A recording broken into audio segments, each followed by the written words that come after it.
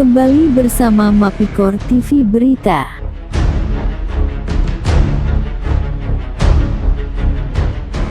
Pembohongan publik melalui rekayasa laporan keuangan yang dilakukan Direksi PT Patra Drilling Contractor merupakan perbuatan pembohongan publik. Selain dilarang dalam Undang-Undang ITE, juga terdapat sanksi pidananya yang diatur dalam Pasal 45 Ayat 4 Undang-Undang ITE.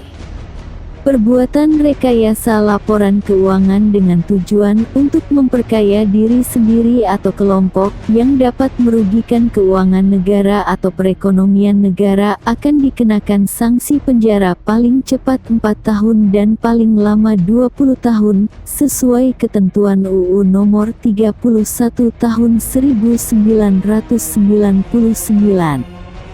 Hasil laporan keuangan PT Patra Drilling Contractor untuk tahun 2019 yang telah diaudit publik, EY Purwantono Sungkoro dan Surya dengan laporan nomor 0021721032 AU10202513 tanggal 5 Maret tahun 2019 telah direkayasa oleh oknum-oknum yang tidak bertanggung jawab. Hasil laporan tersebut jika dilihat oleh yang bukan ahli akuntansi, terlihat laporan keuangan tersebut disajikan secara wajar, dalam semua hal yang material. Posisi keuangan konsolidasioan PT Patra Drilling Contractor, tanggal 31 Desember tahun 2019 serta kinerja kengan, dan arus kas untuk tahun yang berakhir pada tanggal tersebut, sesuai dengan standar akuntan keuangan di Indonesia. Setelah ditelaah tim ahli, ditemukan adanya penyelewengan atau rekayasa keuangan untuk kepentingan pribadi maupun kelompok atau orang lain seperti yang ditemukan pada laporan keuangan. Bahwa PT Patra Drilling Contractor berhutang kepada pemegang saham sebesar 26 miliar rupiah. Akan tetapi, pada laporan arus kas tahun 2019 terdapat pembayaran utang kepada pemegang saham yang telah markup sebesar 46.643 juta rupiah. Sehingga terjadi selisih pengeluaran kas sebesar 20.643 juta rupiah.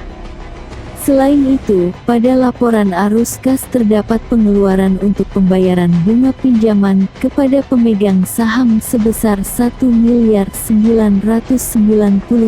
juta rupiah.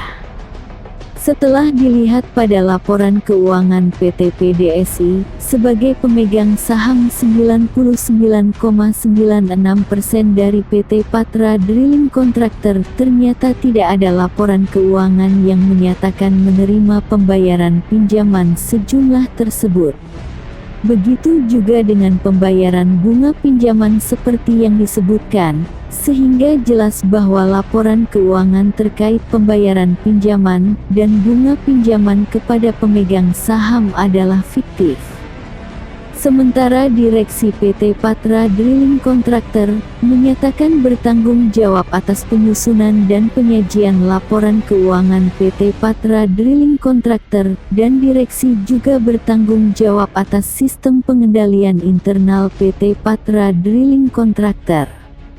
Oleh sebab itu, surat pernyataan pertanggungjawaban tersebut ditandatangani di atas materai 6000, tanggal 5 Maret tahun 2020 oleh Tedianus Rosarius selaku Direktur Utama, dan Jusuf Budiarto selaku Direktur Operasi dan Marketing.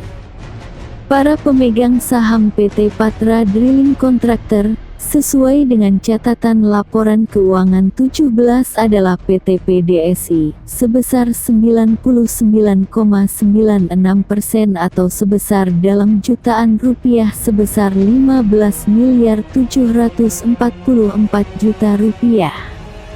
Dan PT Pertamina Hulu Energi sebesar 0,04% atau sebesar dalam jutaan rupiah sebesar Rp6 juta pada laporan keuangan PDSI dan PT Pertamina Hulu Energi pertanggal 31 Desember tahun 2018.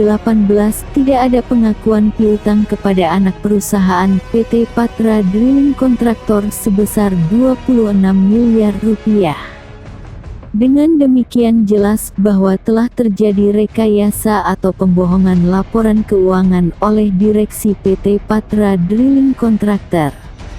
Maka dari itu, bisa dikenakan sanksi berupa pasal 45 ayat 4 UU ITE perbuatan rekayasa laporan keuangan dengan tujuan untuk memperkaya diri sendiri dan atau kelompok orang lain yang dapat merugikan keuangan negara atau perekonomian negara.